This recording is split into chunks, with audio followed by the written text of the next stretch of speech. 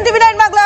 রনিপা রয়েছে আপনাদের সঙ্গে। প্রথমেই চাঁচলের খবরে নজর রাখবো। গতকাল থেকেই চাঞ্চল্য ছড়িয়েছে চাঁচলে, কারণ চাঁচলের মালতীপুরে আমবাগানের মধ্যে মহিলাকে খুন করে জ্বালিয়ে দেওয়ার অভিযোগ উঠছে। পালানোর সময় কাটোয়ায় গ্রেফতার অভিযুক্ত আবু তালেব। একজনকে গ্রেফতার করা সম্ভব হলো এই মুহূর্তের খবর। কথা বলবো আমাদের সহকর্মী শুভতোষ রয়েছেন আমাদের সঙ্গে। শুভতোষ, কাল থেকে এই ঘটনা নিয়ে চাঞ্চল্য ছড়িয়েছে এবং আজ একজনকে গ্রেফতার করা হলো। কি কি অভিযোগ উঠছে? আর দেখো রনিপা, প্রথম থেকে পুলিশ কিন্তু কোমর বেঁধে নেমে গিয়েছিল এই ঘটনায়, কারণ কালকে সারাটা রাত ধরে সেই অনুযায়ী তল্লাশি চালাচ্ছে এবং যেটুকু আমাদের কাছে খবর পুলিশ সূত্রে যে একজনের মোবাইল তারা কোনোভাবে পেয়েছিল এবং সেই মোবাইল নাম্বার ট্র্যাক করে পুলিশ করতে থাকে এবং তারপরেই রাধিকাপুর এক্সপ্রেসে যে সেই ব্যক্তি আবু তালেব যাচ্ছিল এবং কাটোয়া থেকে কাটোয়া স্টেশনের কাছে ডিআরপির মাধ্যমে কাটোয়া থানাকে সেখানে জানানো হয়। মালদা জেলা থেকে জেলা পুলিশ এবং কাটোয়া থানার পুলিশকে ইনফর্ম করা হয়। কাটোয়া থানার পুলিশ এবং জিআরপি মিলে সে কাটোয়া স্টেশন থেকে সেখানে রাধিকাপুরের এক্সপ্রেসের মধ্যে ট্রেনের থেকেই সে আবু তালেবকে গ্রেপ্তার করা হয় এবং সেই আবু তালেব পালিয়ে যাচ্ছিল বলেই খবর।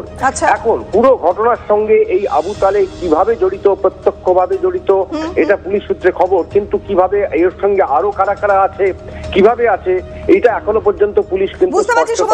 এই আবু তালেব এই ঘটনার সঙ্গে যুক্ত এবং অভিযুক্ত, তাকে পুলিশ গ্রেফতার করেছে এবং আরো কে কে যুক্ত রয়েছে সেই ঘটনায় তদন্ত চলছে। অনেক ধন্যবাদ তোমায়, তুমি নজর রাখো।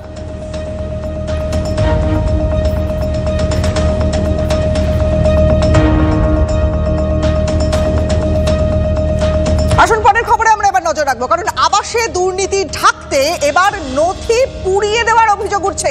অভিযোগের তীর তৃণমূল নেতার বিরুদ্ধে। পূর্ব বর্ধমানের গলসিতে চাঞ্চল্যকর অভিযোগ তৃণমূলের অঞ্চল সভাপতি এবং পঞ্চায়েত সদস্যদের বিরুদ্ধে। কথা বলবো মনতোষের সঙ্গে। মনতোষ, আবাসে দুর্নীতি ঢাকতে নথি পোড়ানোর অভিযোগ উঠছে তৃণমূল নেতাকর্মীদের বিরুদ্ধে। ঠিক কেন এই অভিযোগগুলো উঠে আসছে? একদমই তাই।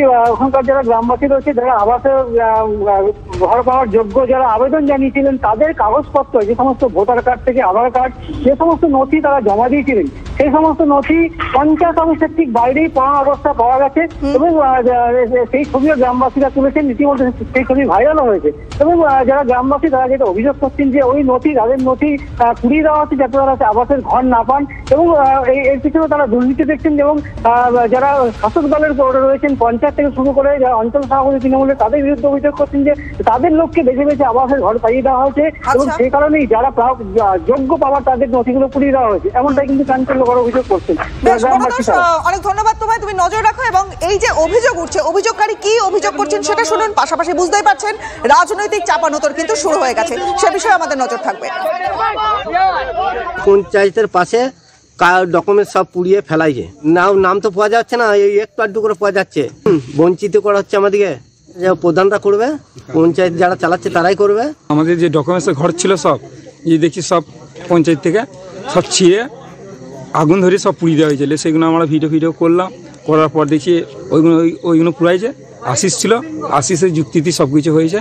আমাদের ডকুমেন্টস যে ঘরে ফরে ছিল সেগুলো সব পুড়িয়ে দিয়েছে। কি চাই আমরা? ওই কাগজগুলো যাদের পুড়াইছে তাদের শাস্তি চাই। পিএসকে ছেলেগুলো ওই যে কাজ করে বললো, আধার কার্ড সংশোধন করে, তারপরে ধানের বুকিং করে, এইসব সমস্ত কাজগুলো ওরা করে এবং বিনা পয়সায় করে। ওদের 1 বস্তা 1.5 বস্তা করে কাগজ হয়ে যায়।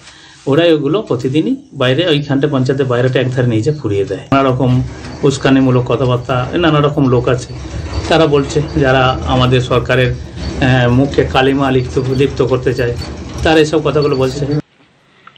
কারোর পার্সোনাল ডকুমেন্টস কি কোনো সরকারি দপ্তর থেকে পুড়িয়ে দেওয়া যেতে পারে?